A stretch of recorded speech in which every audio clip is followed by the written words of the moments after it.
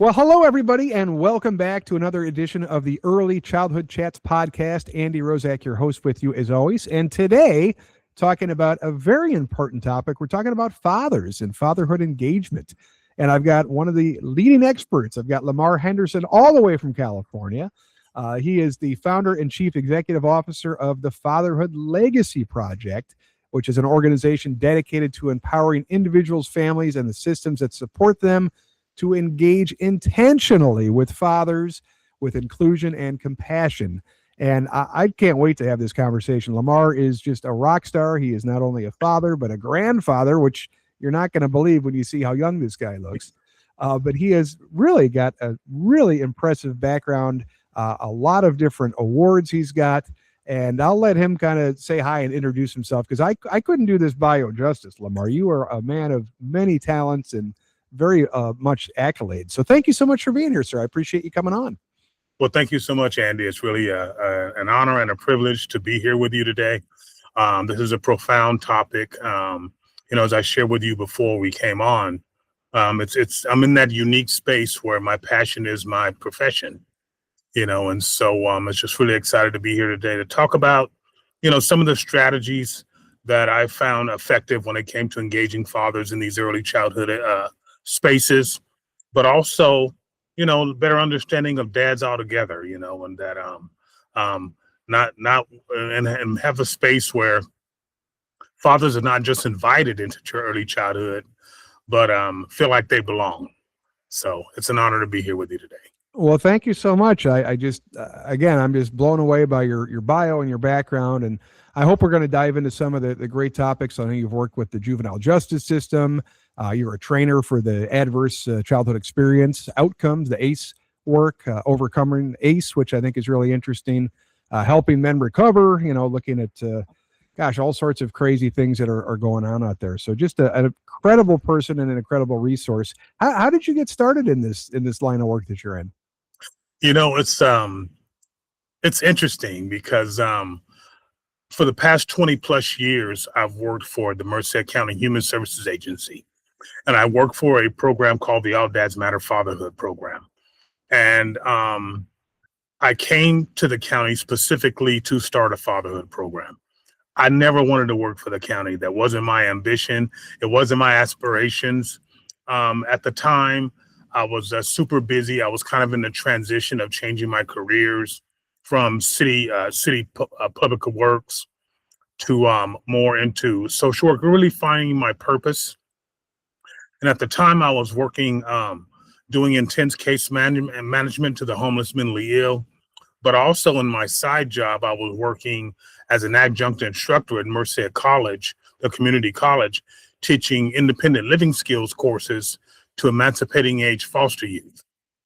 And so in that space, I found that, man, being one of the only males in the field at that time, that I had a real connection with a lot of the youth. And they were kind of gravitating to me, and I loved it. I love that role. I love being that mentor. I love being that person that could inspire them to see those wonderful things in them. And so through those conversations, I was approached by a program administrator from Merced County. And she asked me if I was a dad. I was like, absolutely. And it was in the, this is so funny. It was in the early 2000s where you put out your wallet to show pictures of your family, right? And so some people won't get that reference. Yes. No, they won't get that reference. Right. But I was like, yeah, I'm a dad, and here's my family, and here's my kids. And so she says, well, I was talking to a lot of the foster youth, and I was asking them who was the father figure in their life. And so many of them mentioned you. And of course, I was extremely honored and humbled by that, because I really love those kids, and just wanted to be there and be positive in their life. And she says, well, would you be interested in possibly doing some work in fatherhood? And by then, I was a dad, been married for a while, and a father of two, and working 2 jobs and going to school as well. And so my response was, well, I really don't have any volunteer hours, right? I'm super busy, this is what's going on in my life, but I'm intrigued by the opportunity. So let's have a deeper conversation about it. And so I had an opportunity to meet with the then director of the Human Services Agency, a lady by the name of Anna Pagan. And she talked about this innovative approach to engaging fathers.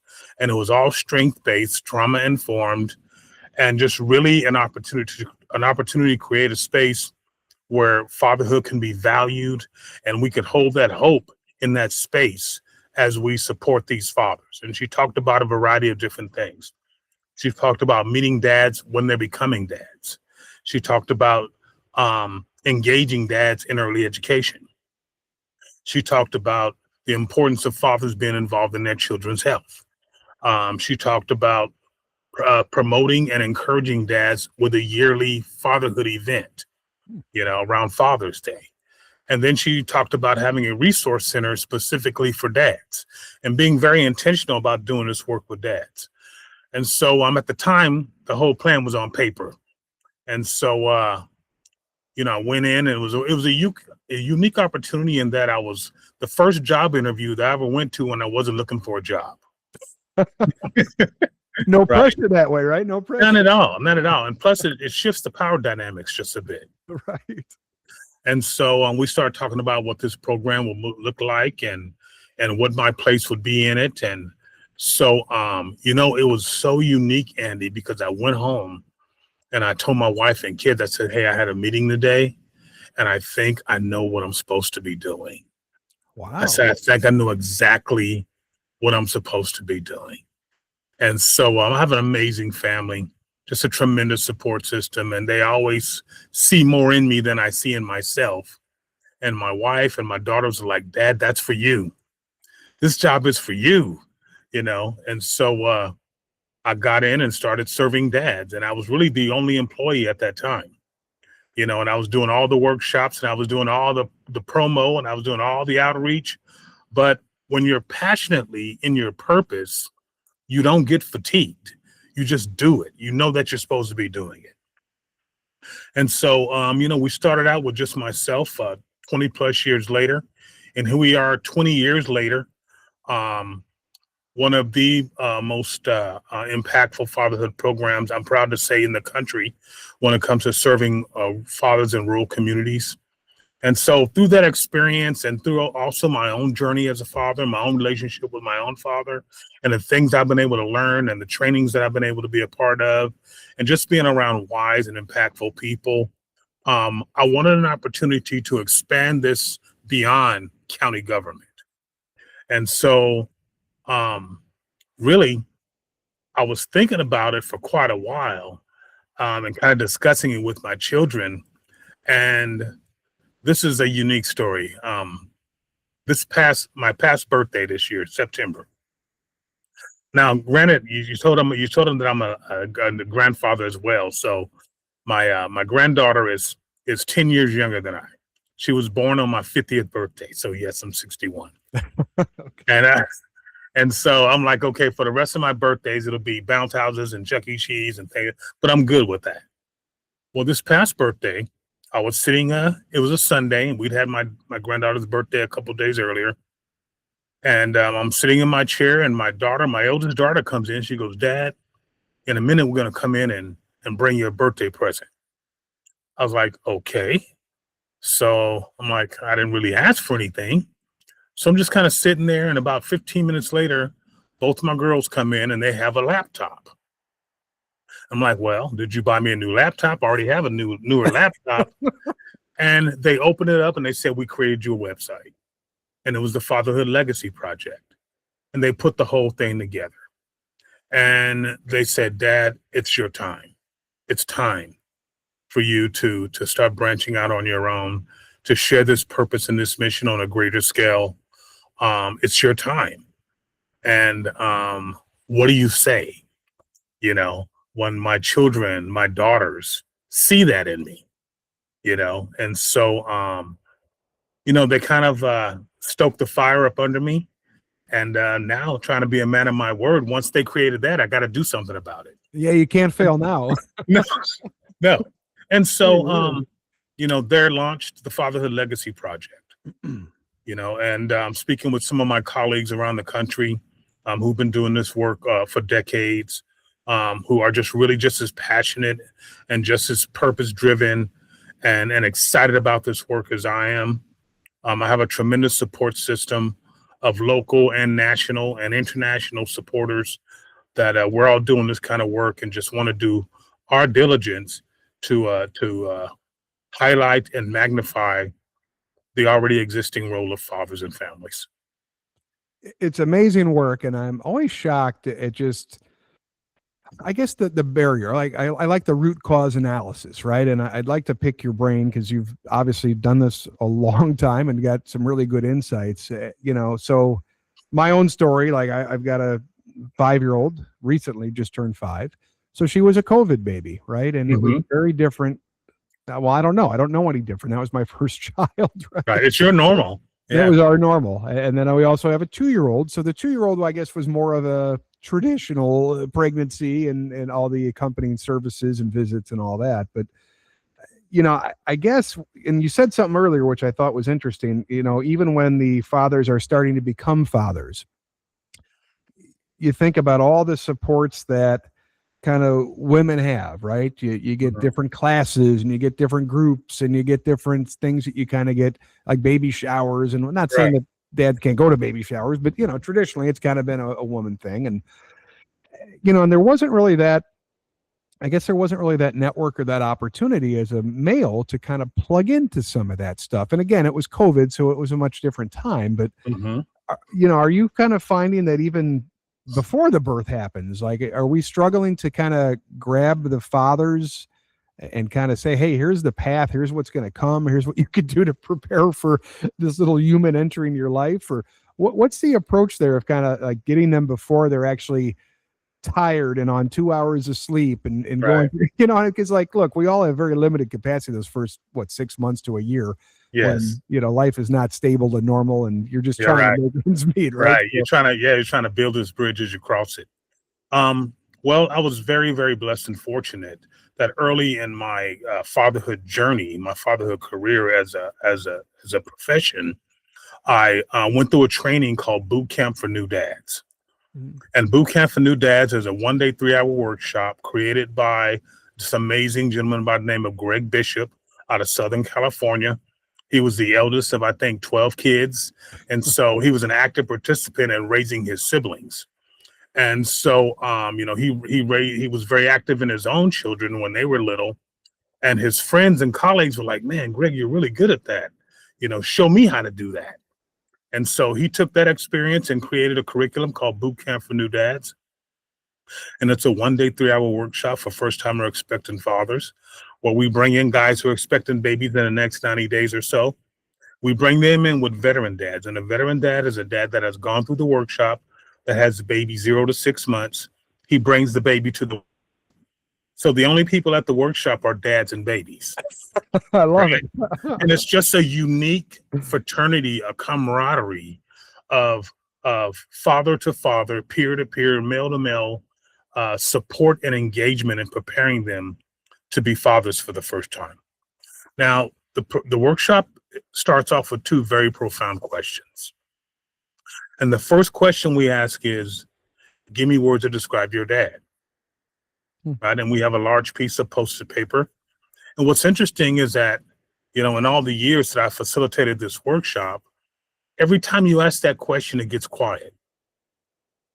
Because it's like, we got to delve a little deeper to describe that. To that in our earlier conversation, but if it was like, tell me about your mom, that rolls off our tongue, And so, but eventually, you hear guys say, well, he's a hard worker, or he's a provider, disciplinarian, he's a coach. But whatever they say, we put it on a huge piece of paper. But inevitably, I always get guys in the workshop that say, well, can I say anything? And it's like, absolutely, this is your time, this is your space. And this is where you might hear, well, I don't know, I never met him. Or he was absent, or he was an addict, or he was abusive. And kind of purging those words. The next question I ask is, now imagine that it's 15 years from now, and I'm talking to your kids. And if I ask your kids, give me a word to describe your dad, what will your children say? And that's when you hear best dad ever, always there for me, honest, creative, active. They just fill that paper up with all their aspirations and hopes. And what they're really describing is the father they always wish they had. And when we're done, we put the two papers up next to each other. And we say, notice that there are some words that we use to describe our dad that made it to the way we want our children to describe us. But notice that there are some words that we use to describe our dad that did not make it to the way we want our children to describe us. Our goal is, how do we get from this dad to this dad? Right? What is it that we need to learn? Or what is it that we need to unlearn so that 15 years from now, this is the way your children will describe you? And so that's just a really profound way of getting these young men, these fathers, these expectant dads to really project 15 years from now and start thinking about their own fatherhood legacy, right? Their own fatherhood legacy. And so, then we talk about the importance of supporting mom and her role as being a new mom. We talk about breastfeeding. We talk about baby bonding, the importance of skin to skin contact. And what's beautiful is that I'm in communication with a lot of the labor and delivery nurses at our county hospital. And they always say, we always know when we have a boot camp dad in here because he's the one stripping his shirt off in the middle of the delivery room to do skin to skin contact. And so, it's just an amazing way of building that relationship with these men who are about to be fathers for the first time. And also creating a community of dads so that we can support each other on this journey. What's interesting, Andy, and I kind of cringe when I hear this, you kind of describe me as a fatherhood expert. And I'm like, that ain't me because I'm a real dad. True. Okay. I have had the advantage of, some education and some experience, but I believe that, in school, you learn a lesson and then you get tested. But in life, you get tested and then you learn a lesson. So I've been able to learn some of these lessons and share with some of the other men, young men, older men, around this subject of fatherhood. And it's constantly evolving and constantly growing. So, yeah, it's just a lot of the conversations around new babies. We talk about moms. But I think that we're moving into the importance of, if you want dads to be engaged, if you want dads to be involved, then you have to invite him to the intimacy of it, of that relationship, And so, Andy, really, for me, because I'm always in deep thought about this role of being a father, and I truly believe that our intimate connection with our children is far deeper than we imagine. When you think about the fact that there is no life without a dad, we're the spark of life, Absolutely. And if we can embrace that as it relates to the intimacy of the relationship and embrace the accountability that comes with that, then I think that a lot more of us could lean more into it. Well, it's certainly powerful. And when you think about, just some of these cycles you get trapped in, there's a couple kind of real big truths that are out there, right? And one of them, there is no guidebook. It's not like magically someone sneaks into your house and puts under your pillow like, oh, here's the user manual for this new person you're going to be responsible for. And, it seems like study after study continues to show, whether or not you know it, the impact of how you were raised and how you were treated by your father really does kind of impact your parenting style. And I think that's a powerful exercise where you have the two sheets of describe your dad and I describe what you want to look like. That certainly sets the tone. And I wonder, like, is there people that have grown up in kind of less than ideal situations, environments? Do they have a harder time trying to fulfill that legacy, trying to say, boy, this is how I was treated as a kid. This is all I know. I don't know how to handle this child that's misbehaving or screaming or and gosh, again, you think about what life was like 20, 30 years ago. Right. It's not like we're doing the same stuff nowadays, for good reason, right? But Yes. Yes. you don't want to revert back to some of those things that maybe we did, 2, 3, 4 decades ago, and I think that's largely been disproven as good parenting tactics. So, how do you kind of train people and say like, oh, what your father did may not have been the best practice, but here's some other alternatives that may work better. Right. It's a hard conversation to have, I would think, right? It is, but it's not, because the fact that you're having that conversation with a man is telling you already about his commitment to wanting to have this impact on the legacy of fathers in his families. Right. Most of the time, we're not going to have that conversation. And if we are, it's not in a healthy environment. It's not where you're going to get anything productive to grow with, But one of the things I've learned, a critical piece to evolving and growing as a father, is the ability to forgive your own father if that relationship was not ideal. Often, you often heard it said that resentment is like drinking poison and expecting someone else to get sick. That's very true when you think about these roles of fathers. And then also, I often tell men, because I have a lot of men in my presence that have experienced those different dynamics. And one of the things that I always share with them, what was your father's relationship like with his dad?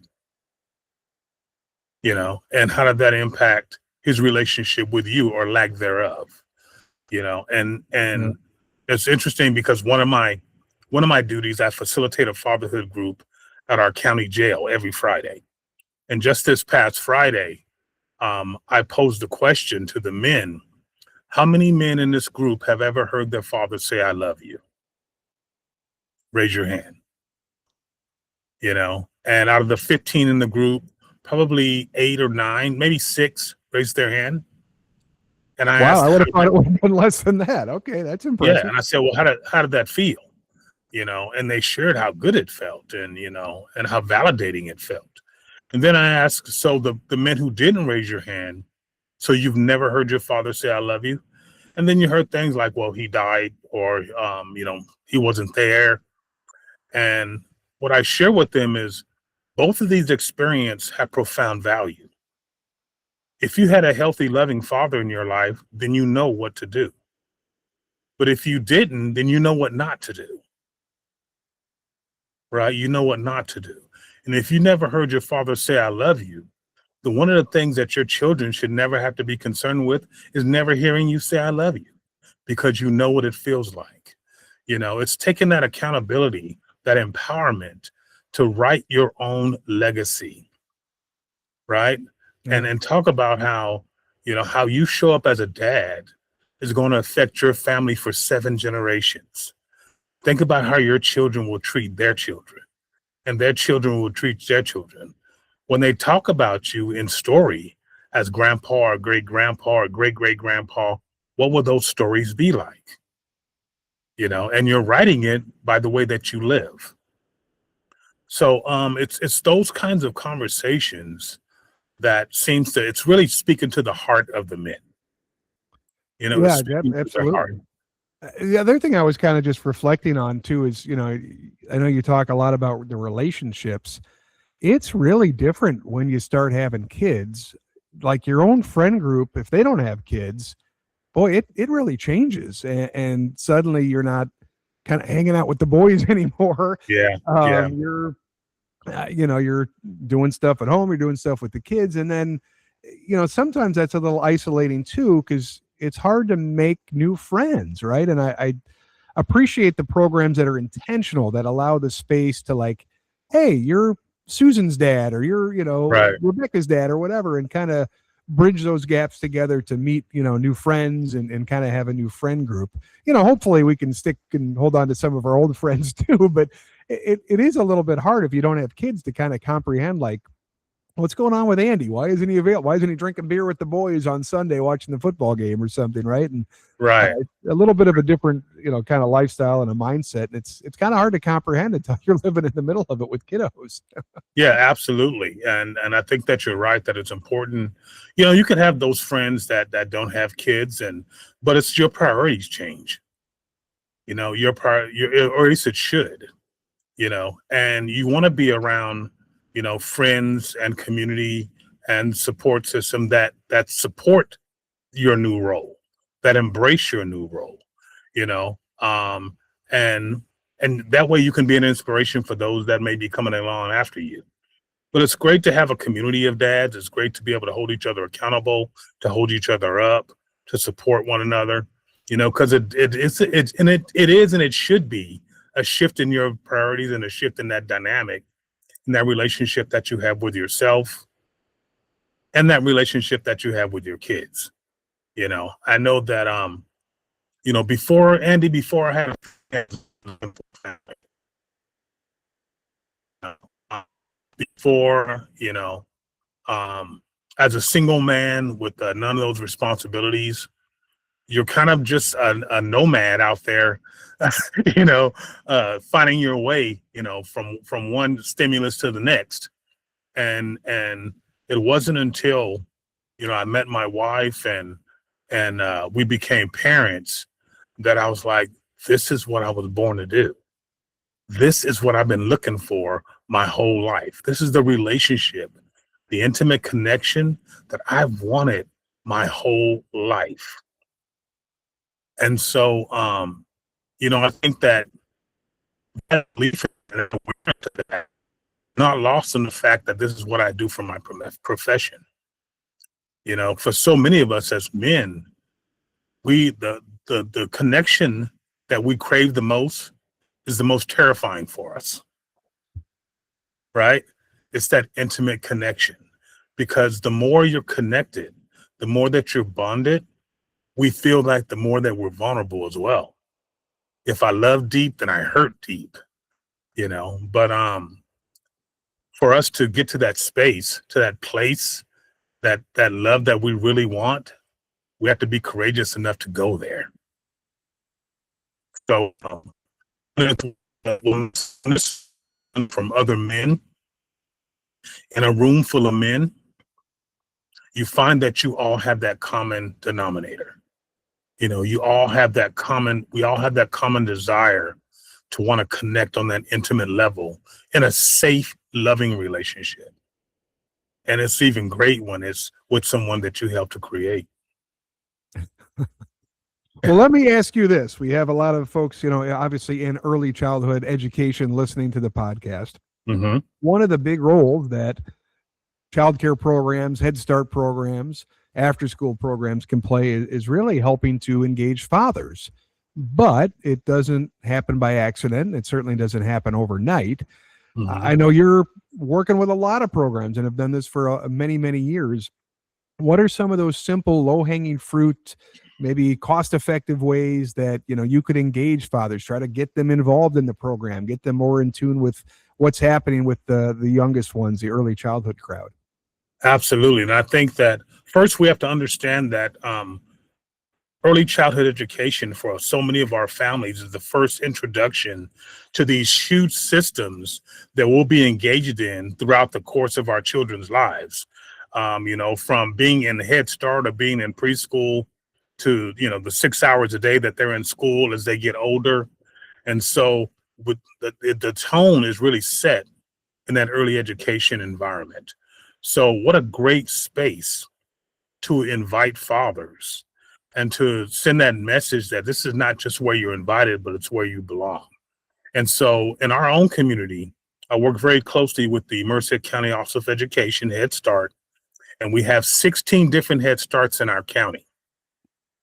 And probably about 15 years ago, one of the program managers with Head Start approached me. By then, we had been going on for a little while, and we were starting to gain quite a bit of trust equity within our community, having great participation. We was the dad place, and it was a place where, man, these guys got a good formula for engaging with fathers and keeping them engaged. And so she approached me and she said, we want to get fathers more engaged in their children's education at an early age. And she says, and we want to hit on a few different topics. One, we wanted to do some STEM stuff, some science and math. But we also want to talk about health and nutrition. And she had a BMI chart, and she had, the sugar contents and things of that nature. And she said, we can do a bunch of workshops for dads around these subjects. And being a dad, one thing that I know is I don't want to see no BMI charts. And I knew that we'll lose them in 2 minutes. We'll lose them in 2 minutes, But what science tells us is that one of the great ways that fathers teach their children is through play, right? So why don't we take that research and that science and apply it to the things and give them hands-on practical ways to introduce these concepts that's not traumatic, strength-based, and everyone could be involved. So around the health and nutrition, we developed a workshop called Man Plays with Food, where we actually went to Head Start sites and we did a few different simple recipes with fathers and kids and used those times to enhance their children's education. Now, I can tell you when we piloted the first one, the workshop was designed where the kids would go into one room and be occupied while we worked specifically with the dads and showed them the recipes and kind of talked to them about how to engage. And right before we started, one of the dads says, well, where are the kids? Which says they're in the other room. He goes, no, they need to be in here with us, And so we brought the kids in and the magic happened, Andy. We were doing things like, if you have an apple, ask your kids, what color is an apple? And the kids would say red. We go, yes. We talked about that muscle in your head called a brain. And let's reward our brain with a kiss. And so we kissed our brain. And we talked about, making banana slices and counting the slices of banana. Simple things that you do every day. Talk about the shape of a tortilla. What shape is it? And celebrating and making education fun. But at the same time, you got dad involved. He's actively participating in the recipe. If he had struggles with literacy, that's not going to be a vulnerable space for him. If school might have been a traumatic experience for him, he's going to be celebrated, and his strength and his presence is going to be validated in this space. And so we just made it super fun. And Andy, it took off. We've had workshops. We've had over 120 dads. Wow. we're in like an elementary school cafeteria, and we're doing making slime and talking about density and H2O. And the kids are having a blast. The dads are having a blast. And what they're also learning is this is a safe space for me. This is a safe space for me. I can come here and bring value to my children's education. I can come here and feel welcome in this space, And so when we did that, it just really took off. And it's been one of our strongest partnerships with Head Start in early education. And we can start them there and continue. I see those dads that we started with this workshop with, this work 15 years ago. I run them to now at Costco. And those kids that were 4 and 3 then are 19 and 18 years old, and they're still hanging out with dad, and they still remember that workshop. So it's really that opportunity to engage dads and create that safe space for them to come in, because most of the time, traditionally, our education as systems are engaging with fathers when there's a disciplinary issue, when there's a struggle or a concern, right? And as dads, we don't want to always be the bouncer. Very true. We want to be the cheerleader, and we don't feel good about it. If the only time I hear from your teacher is when something went wrong, then that's not a call that I'm looking for when I see that on my caller ID. But we talked to our early education teachers about engaging fathers and saying things like, hey, I noticed that Anna is doing so much better with her math or with counting. She tells me that you're counting with her. Well, whatever you're doing, Dad, keep doing it. Mm. And just acknowledging those little things that those dads are doing with their kids that are enhancing their education. I talk to dads about things like if you're sitting in a doctor's office and there's a clock on the wall, ask your child, where do you see the number 5? Look around the room and point out the 5s, right? And you make a game out of it, but the kid's brain is learning. The kid's brain is working, and dad's feeling super good about it because he's facilitating that experience. Even just coming into the child care program or the Head Start program, every day, it can be a little intimidating, right? Yes. I mean, Yes. you think about early childhood education, it's, I don't know, some studies say 90 to 97% female oriented, which Mm-hmm. look, the child care providers, the owners, the directors, everybody's doing a fantastic job. But for the dad coming in, it might be just a little intimidating. What do I, so like the thought is just get in, get my kid and get the heck out of here kind of a thing, right? I'm glad that you shared that reality because I've done a lot of trainings with our Head Start staff. And one of the things that we talked about, we approached the subject of your own personal relationship with your dad or your children's father. And how is that showing up in the way that you engage with the fathers that come into your center? Because yes, we're professionals, but we're human beings as well. And if you're having a less than favorable relationship with your children's father, and maybe it's a contentious custody battle, how is that being reflected in your engagement with the fathers that come into the door every day? I know we like to feel that we're oblivious to it and we're professionals, and we are, but we're human beings first. One of the things that because I do a lot of training with child welfare workers as well, social workers, whom I work with UC Davis. And I was in a training, and we were talking about biases against fathers in child welfare. And a seasoned social worker, I was so grateful that she shared this. She'd been in the field for 20 plus years. And she shared that she admitted that when she was going through a divorce with her husband, she was really hard on the men in her caseload. Right. And so that revelation, that her sharing that opened the door and put down some of the walls for some of the other professionals who didn't want to believe that their bias was showing up in their work. But it is, and the research says it. It's not just something that we're making up. The research says it. So in these very critical environments, like early education, we have to be open to that and be honest with that and talk about how our biases are showing up in our relationships with the fathers and the men that are coming into those spaces. Wow. Yeah, that's a really good point. It's interesting, kind of the whole emerging body of research, and it's only been amplified with, quite frankly, AI, right? And like, what inherent biases do we have that maybe we don't even acknowledge? But now that you see these AI models starting to learn, for better or worse, learn from us, like how do we prevent the bias from being injected into all the AI? So I mean, then it's just super amplified, right? It's and really looking at it from, I know that whenever we hear about a bias, and especially if we're talking about ourselves or someone's talking about ourselves, we immediately want to defend and deflect. Yeah. Right.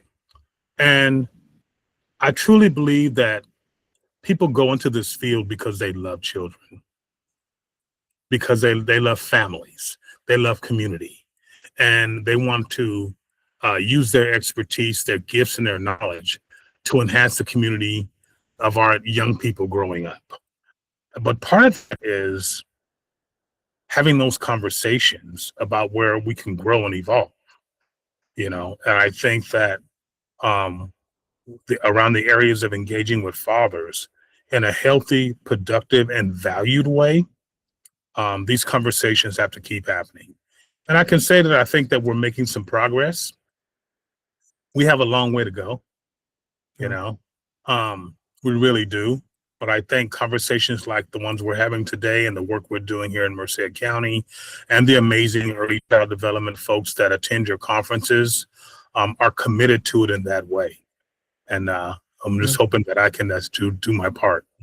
Well, certainly you will. I mean, my goodness, if you can't learn something from Lamar, I don't know who you can learn something from. I mean, but you're right. I mean, the starting point of all this is, look, we have to be open, we have to be honest, we have to reflect on each other. It's not, I don't know, it's not necessarily a bad thing. I think it's a worse thing if you just walk around saying I'm perfect, right? There's nothing wrong. I Right. mean, like, no, nobody's perfect. We all have biases. I think we have Yeah. to admit it, acknowledge it, and maybe even explore it. Where does this come from, and how does this truly impact the way I treat other people? And again, a lot of this you might not even notice, but upon self-reflection, you start to say, "Wow, I didn't notice that. That's something I got to work on." Right? So, And one of the things that I've recognized, especially in Head Start and early childhood education, is that this becomes that trusted environment of information, source of information for these families, not just while their kids are in that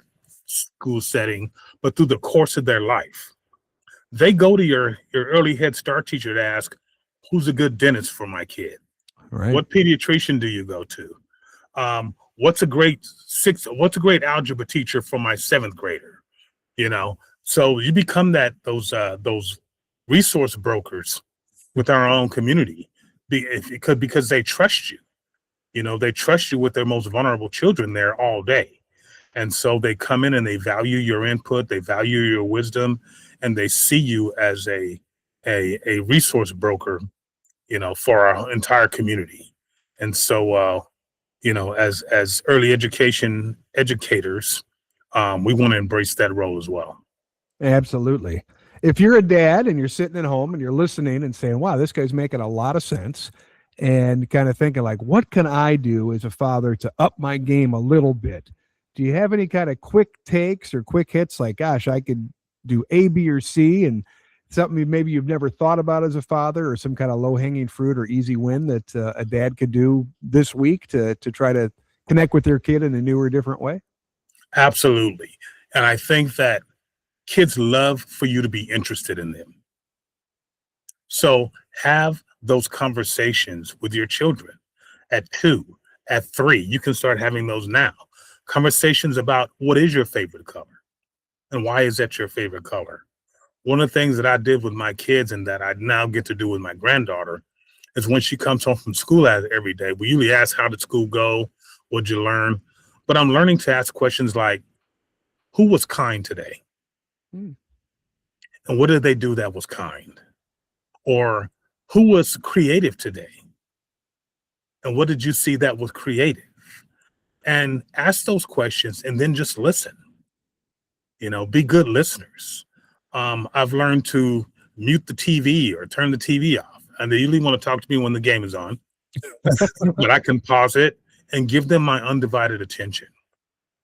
And I think for so many of us, I don't think we always value the powerful influence that we have on our children, especially when they children know that they bring their dad joy. Right? I know we're busy trying to provide and we're trying to protect, and sometimes we can be so serious about things, but for your child to make you laugh, think about how powerful that is for a child. That my dad's biggest belly laughs comes from me. Hmm. And that he embraces me, and I have this power to make my dad feel this way, right? To kind of like stop and sometimes we can just look at our kids and, it's crazy. I'm a veteran dad of 35 years, but there are still times, Andy, when my daughter calls me dad and it just hits different. I'm like, man, I'm her dad. I'm Marla's dad. I'm Mariah's dad. I'm Malia's papa. you know, and it's just so for me, it's just so profoundly grounding for me, and it's that place that I've wanted to be my whole life. Well, I love it, and honestly, everything you talked about, guess what? It doesn't cost you a dollar to do any of that stuff. We'll work overtime. Well, my dad, when he wanted to show us how much he loved us, he worked overtime, right? And I always loved him for that.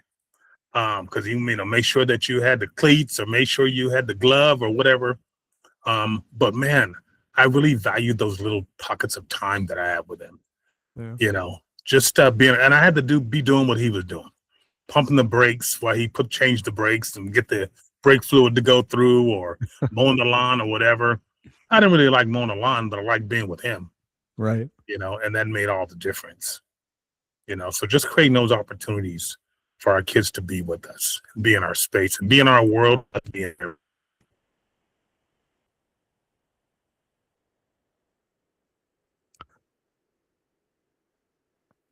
Am I there? Yeah. We got a little. Okay. There we go. You got a little pixelated. That was where they lost you. Okay. I'm sorry. Lamar is going to be with us down in Puerto Rico at the Head Start East Conference. What are we going to be talking about? What are folks going to learn if they come to your session? Well, when they come to our session, we're going to talk about some of the exciting strategies that I've shared today in regards to engaging fathers, creating that father-friendly environment. We're going to talk about the health advantages for children when their fathers are involved.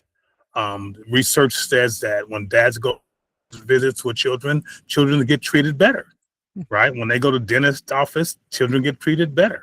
We're going to talk about some of the roles, evolving roles that fathers are doing with their children, and how these spaces like early education and Head Start can be a great place for us to acknowledge, support, and celebrate that. Sounds fantastic. Well, I hope everybody joins us. It's going to be a wonderful time in Puerto Rico. I mean, who doesn't love Puerto Rico, right? Especially when it's snowing out in the Northeast. So I've never been there, but I'm excited to go. Oh, well, we can't wait. The first pina colada is on me, my friend. So we'll raise a glass and say cheers, and look forward to seeing you there. And I just can't say thank you enough for all the wonderful work that you're doing. It's really inspiring to hear, and honestly, it makes me want to be a better father. So thank you for being kind and sharing, and being so generous with your time today. I really enjoyed it. If folks want to follow your journey, if they want to find out more, if they want to get in touch with you, what's the best way to see what you're up to? They can absolutely go to my website at www.thefatherhoodlegacy.org and go to my page and shoot me an email message, or my cell phone number's on there as well. You can text me. You can Google me and find me there.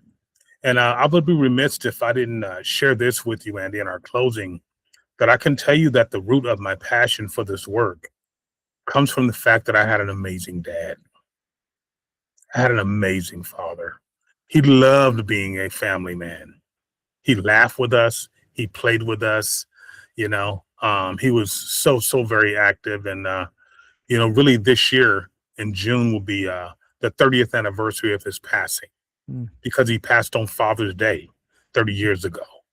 But before my dad passed, and I'm the oldest, I'm a junior, I was down in Bakersfield visiting him. So I'm originally from Bakersfield, California. And by then I was a father and a husband, and I was talking to my dad in the garage as he was putting away some of the Christmas decorations. And we were talking about life and work, and I noticed that it was a different conversation. It wasn't a conversation between a father and a son. It was a conversation between two fathers, two husbands. And my dad was showing me a level of respect that I wanted from him my whole life. And it was so profound that I felt compelled to share with him how I felt about it. And I said, Dad, I want to tell you something. He said, yeah, what's up, June? I said, I want to tell you how much I love you. I want to tell you how grateful I am for the kind of father and role model you've been to me and my brothers. And it caught him off guard. It's not like we always talk like that, And my dad looked at me, about a 32-year-old grown man. And he said, well, thank you, June. I love you too. He said, you're a really good kid growing up. He says, but you know what, son?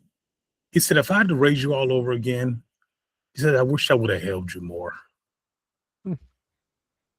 That's what my dad shared with me. His number one regret from our relationship was that he wished he would have held me more. And so what I really learned from that is, and I share with all my dads, choose your regrets wisely. If you love someone, tell them you love them. If you need to forgive someone, just forgive them. And if you need to apologize, apologize. But by all means, choose your regrets wisely. Wow. What profound words. What great way to end. Thank you for that awesome story. And wow, that's a powerful moment there. My goodness. I certainly have enjoyed having you on the podcast. I certainly can't wait to be with you in Puerto Rico, and I really appreciate all you're doing. I would encourage all of our listeners to check in on you, see if they can interface with you. And I know you have a lot of tools and resources and expertise, so I hope they take great advantage of it. I will give you the final word. Any last words for the good of the order here, sir? Well, no, thank you so much for the opportunity to be here. As I shared before, this is my purpose. I know this is why I'm supposed to be doing exactly what I'm supposed to be doing. And so I appreciate that opportunity to be here with you, especially with you being a young dad, and embrace it, enjoy it, and lean into it, and create your own legacy as a father. And I hope to see everyone in Puerto Rico in just the end of this month. Wow. Yeah. How about that? Well, thank you so much again for your time. And of course, thank all of you for listening. We hope you enjoyed this episode. I certainly did. This was fantastic. And I will look forward to seeing you on the next Early Childhood Chats podcast.